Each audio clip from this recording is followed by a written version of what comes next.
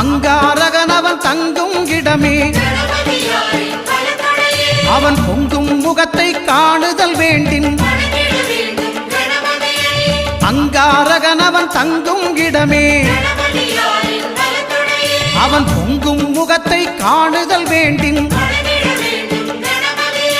நெருப்பாய் எரியும் செவ்வாய் பகவான் மழையாய் மாறி பொழிந்திடுவான் அவன் பிள்ளையார் பட்டி வணங்கிடும் மாந்தர் மனதுக்கு உறுதியை கொடுத்திடுவான்